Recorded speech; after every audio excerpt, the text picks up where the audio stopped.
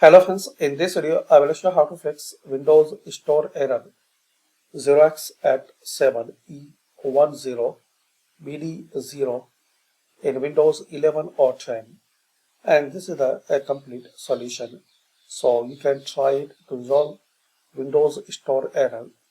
Firstly, press Windows key plus R. Now you will see this run command box.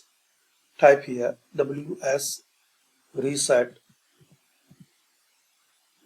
then click on OK.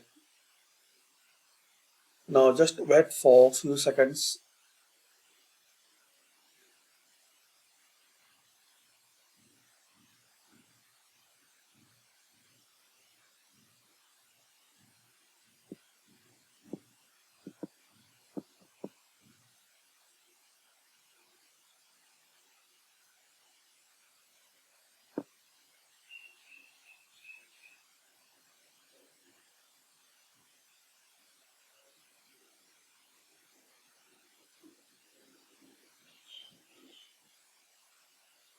So guys, as we can see, we successfully resolved this problem.